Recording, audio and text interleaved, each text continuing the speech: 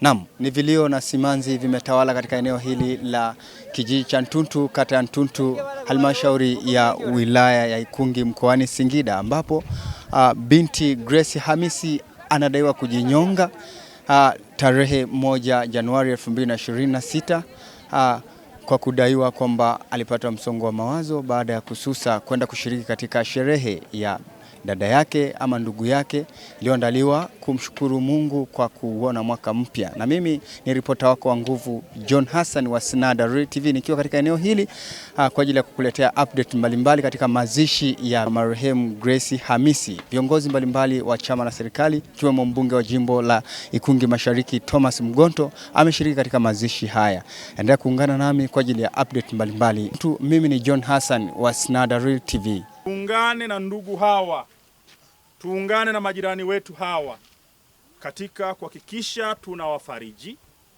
kuhakikisha tunakaa nao kwa upendo na tunakuwa na amani pamoja nao, kwa kushirikiana katika mambo mbalimbali ya kimwili pamoja na ya kiroho. Huyu amekwisha tangulia, sisi tuendelee kumwombea kwa sababu safari yake anayejua ni Mwenyezi Mungu. Sisi ni binadamu, hatuwezi kupangia mtu namna gani kule mbinguni atapokelewaje. Hayo yote tunamwachia Mwenyezi Mungu ambaye ni mjuvi wa mambo yote. Kwa namna aliyetuweka duniani ndivyo anajua namna gani anatuchukua yeye. Kwa sisi tushirikiane Wakatoliki wote kumwombea ndugu yetu safari yake. Yamkini Mwenyezi Mungu atamrehemu. Kwa hiyo tushirikiane wanafamilia wote, ndugu wote, watu wa Ntuntu, tuendelee kumwombea ndugu yetu. Sasa ndugu zangu, watu wa Ntuntu, pamoja na kwamba kuna mambo mengi ya kujifunza, mimi ni waombe tuishi maisha ya kumpendeza Mungu, lakini pia tujitahidi katika mambo yote tunayofanya, tushirikiane kwa pamoja ili kupeana habari mbalimbali kama alivyozungumza Mheshimiwa Diwani, ili yamkini tunaweza tukasaidiana sisi kwa sisi. Kama huna chumvi jirani yako anayo, kama huna moto moyako gogohwera moro, si ndio hivyo? Si haya maisha tumeishi siku nyingi hivyo. Lakini hata sasa hivi ni wakati wa masika, mvua zinanyesha. Kama shamba ni kubwa unaweza kureka, si ndio? Wehani reka antuaguhu chianja, si ndio? Tando hivyo hivyo na njua hivyo hivyo. Mimi ni waombe tushirikiane kwa pamoja, sio tu kwenye mazishi haya, hata kwenye maisha mengine baada ya hapa. Msimu wa mvua sasa hivi, ni waombe chonde, twendeni tukalime, twendeni shambani, tuhakikishe tunapata mazao ya kutosha, ili sasa baada ya hapo tukae vizuri tuweze kuzungumza mambo ya kimaendeleo. Ila kwa sababu ya leo tuko kwenye msiba na huyu ndugu yetu mbalimbali, sasa hao walioachwa, sisi kwa pamoja tushirikiane nao kuhakikisha tunaendelea kuwafariji, lakini tuendeleze maisha kwa pamoja, tusiwaache wakabaki kama yatima. Tuendelee kuungana na hii familia, lakini na familia zingine ambazo pia zimepoteza wapendwa wao. Ndugu zangu, nisiwe na maneno mengi kwa sababu hili jambo linahuzunisha sana. Na hili jambo linasikitisha sana, na hili jambo ni la kwetu wote. Mimi binafsi naungana na familia ya wafiwa, naungana na majirani, naungana na ninyi watu wa Ntuntu katika msiba huu mzito. Nina rambirambi hapa, nitamkabidhi, nimeambiwa baba wa hii familia, nitamkabidhi rambirambi ambayo nimekuja naye. Kwa hayo machache, ndugu zangu waombolezaji wote, niwape pole sana. Mimi kwa majina naitwa Gabriel Sisenge, mwenye kijiji cha Ntuntu. Basi mimi majira ya saa 3 ya usiku nilipata taarifa kutoka kwa mwananchi mmoja ambaye ni jirani wa huyu mama wa marehemu, kwamba kaniambia, mwenyekiti uko wapi? Nikamwambia niko nyumbani kwetu ambaye ni karibu hapa na kijiweni. Kaniambia, sasa una taarifa gani? Nikamwambia sina taarifa yoyote. Kaniambia Grace amejinyonga. Nikamwambia sasa amejinyonga, amefariki? Akasema ameshushwa, sasa hivi umempeleka kituo cha afya, alikuwa amelegea sana, sasa sijui kama hali yake itakuwa itatengemaa. Basi nikamwambia tutaendelea na mawasiliano, unijulishe kwa sababu wewe uko huko. Baada ya dakika kama 20 alinipigia simu akaniambia vipimo vya daktari vimesema kwamba Grace ameshafariki. Basi akasema basi tunaomba muende kwa watangazie waombolezaji au wananchi ambao wamejikusanya pale, muende kwa bibi yake, kwa watamfikishia kwa bibi. Basi nilifanya kama nilivyoagizwa hivyo. Basi nikamwambia wananchi wote wakaja hapa kwa bibi yao ndani hapa. Basi na wao tukawa tunawasiliana, mmeondoka? Wakasema tunasubiri gari. Baada kama ya nusu saa hivi wakasema tumepata gari, kwa hiyo tunakuja. Kwa hiyo walichukua dakika labda kama 40 hivyo, ndo wakafika hapa tukawapokea. Ndo mwisho wa maelezo yangu, na kweli tulimshuhudia amekufa Grace. Ukiwa kama kiongozi wa kijiji hiki? Ndio. Ndio. Matukio kama haya labda nini wito wako kwa jamii? Katika jamii nafikiri tukio kama hili, tukio hili hatuna wasiwasi nalo, na huyu mtoto anaishi vizuri sana na mama yake, na wala hatujasikia kelele aina yoyote. Basi yeye haya labda ni maamuzi yake kutokana labda na msongo wa mawazo ambaye anaye. Nini wito wako kwa jamii sasa, kwa watu ambao wanafikiria? Wito wangu kwa jamii ni kwamba nimetoa rai kwa jamii wasiwe wanajichukulia maamuzi. Basi kama kuna tatizo waombe ushauri ili waweze kupatiwa msaada zaidi. Asante sana. Mimi naitwa Mwajuma Musa, mkazi wa Ntuntu. Asante.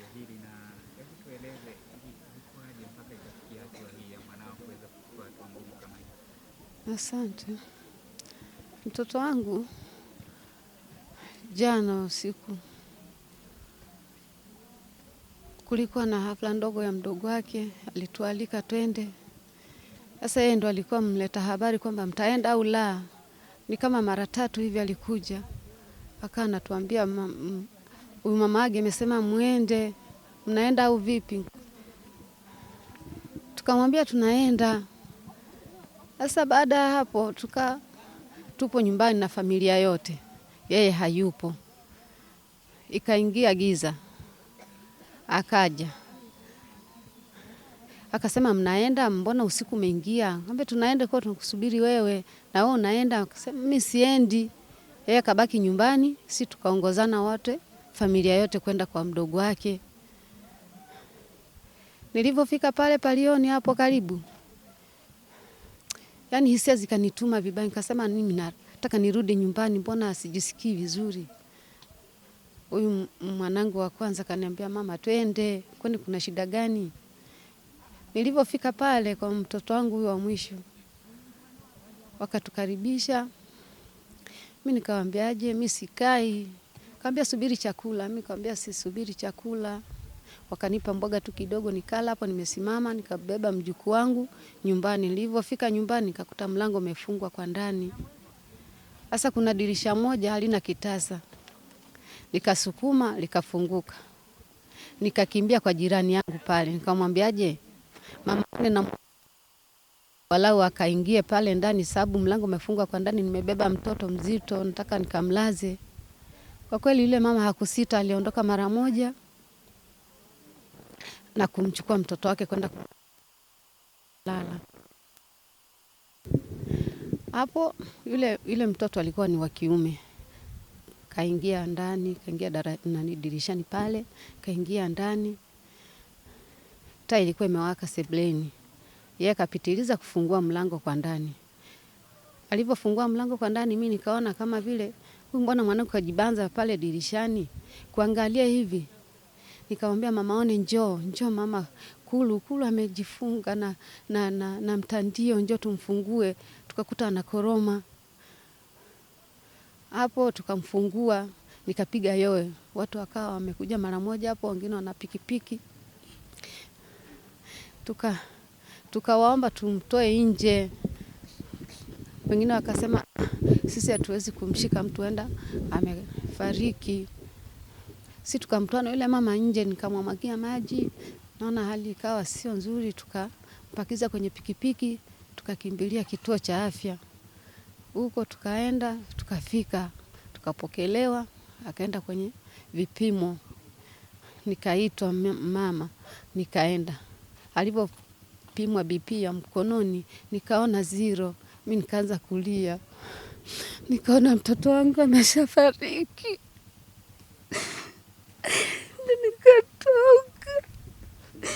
Nikatoka nje. Madaktari wakasema sisi hatuna sehemu ya mochwari, inabidi mtafute usafiri mpeleke nyumbani. Nikapiga simu kwa mwenye gari, akapokea simu, nikampigia kijana mmoja ambaye ni rafiki yake, kaniambia anakuja mama. Ndio wakakimbilia huko, wakaja na gari, tukaongozana nyumbani.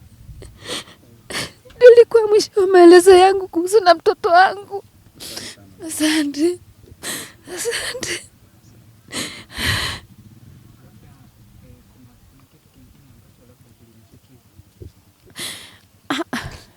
Hakuna tena, alibaki mtoto wake pale nyumbani mdogo, kamwambia wafuata kina bibi kule, nenda nao. Yeye akabaki mwenyewe.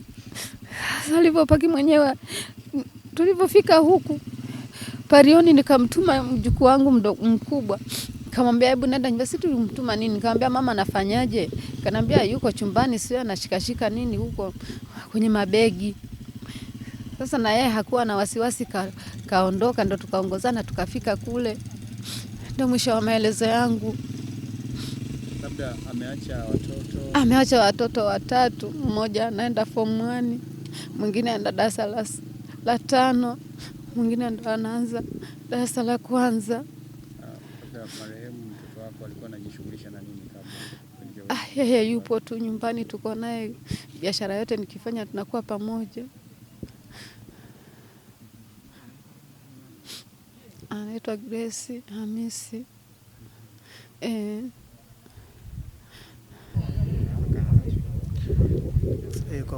Kwanza kabisa ni kitu ambacho kinasikitisha, ni binti yangu Margaret Hamisi Juma. Taarifa hizi nimezipata saa 8 za usiku kwamba binti yako amejinyonga. Sikuweza kuamini.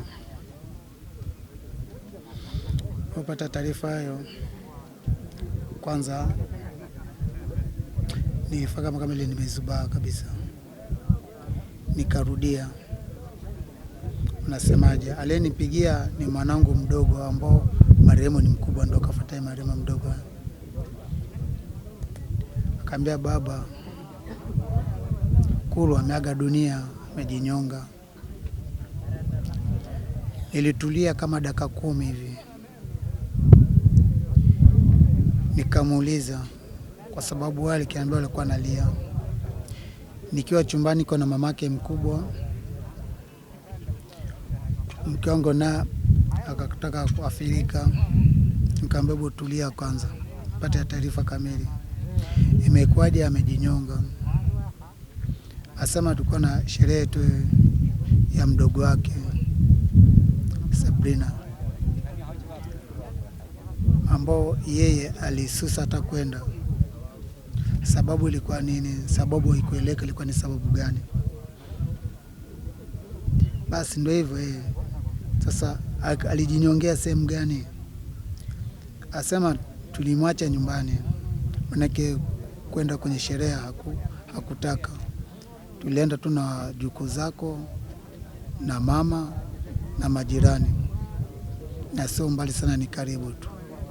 Yeye alibaki nyumbani. Basi mama ambao mamake mama Kulu ambao anakaa naye asema sababu utamshamaliza sherehe, mimi ngoja nimpeleke mtoto akapumzike, ni acheni muendelee na sherehe. Mama ile kurudi nyumbani akakuta mlango umefungwa.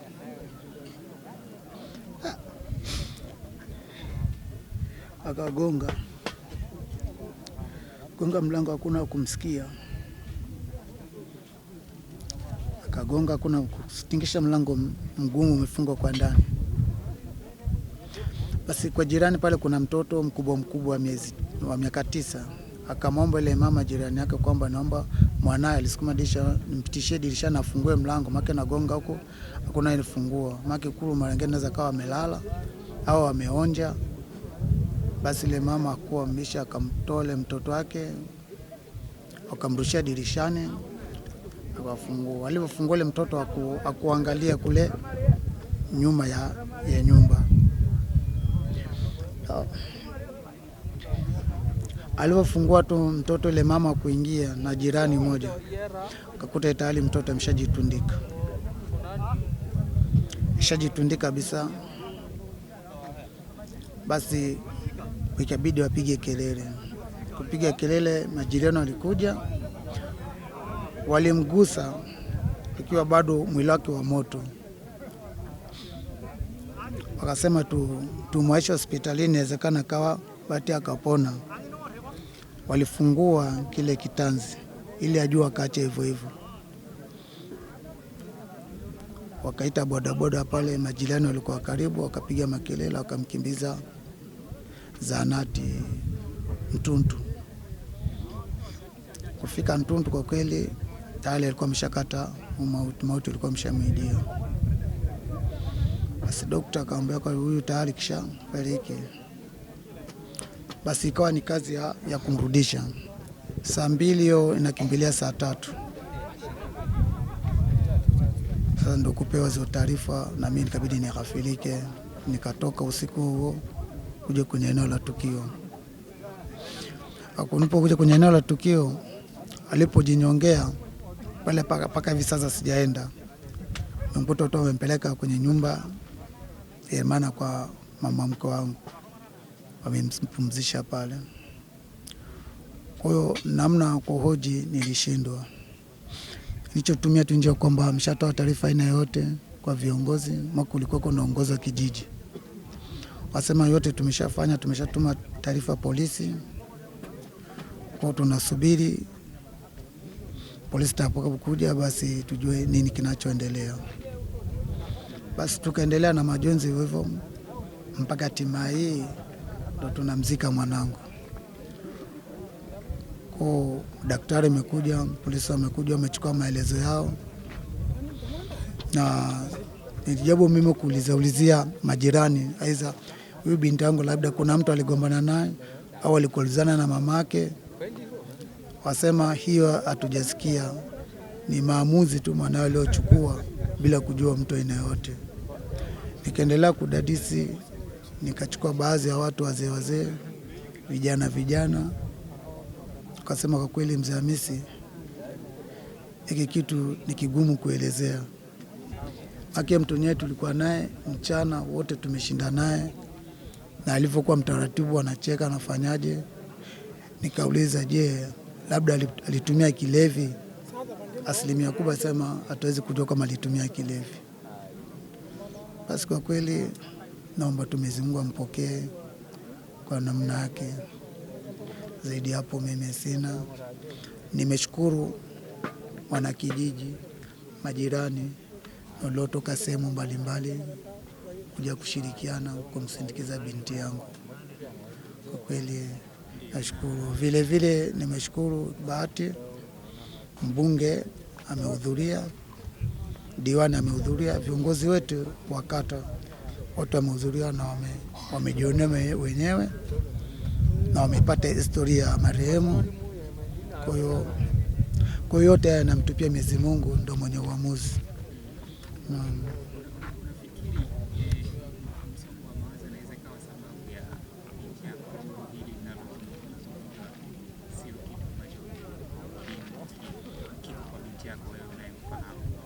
Mimi kwa binti yangu nayemfahamu, msongo wa mawazo masi tunakuwa naye kwa sababu ushakuwa mtu mzima. Na ukiangalia huko ameacha watoto 3. Na bado wale watoto 3 wale sana mahitaji yalikuwa natoka kwangu na kwa mamake.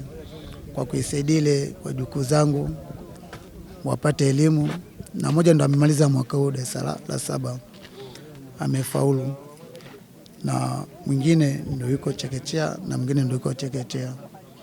Kwa hiyo sasa inawezekana msongo wa mawazo labda alikuwa hakuna rafiki yake wa karibu aliozaa naye kuweza labda kumpush kidogo. Lakini sisi wazazi ndio tunapush kwa moja, naye ndio tunajaribu kumtengenezea maisha yake. Asante.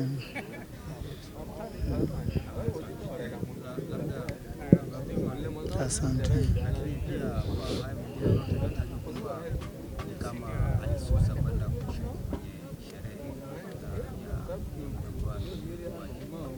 Hiyo nimeulizia, mama ameniambia, ndugu zake ameniambia, na kwa nini alisusa akasema hatuwezi kujua kwamba alisusa vipi. Na kwa sababu yeye tayari ameshanyamaza na kuna mtu yote leo mwachia ujumbe kwamba mimi nilisusa kwa 1 2 3. Lakini yeye na mdogo wake walikuwa pete na kidole anaelewana. Hasa siku ya kwenda kwenye sherehe yake ndio kitu kilicholeta utatanishi. Maana hakuna hata mmoja anayejua kwamba ilikuwa vipi, kwa nini alisusa. Ilikuwa ni sherehe ya nini? Ilikuwa tu ni kushukuru tu mwaka mpya umemfikia basi. Asante.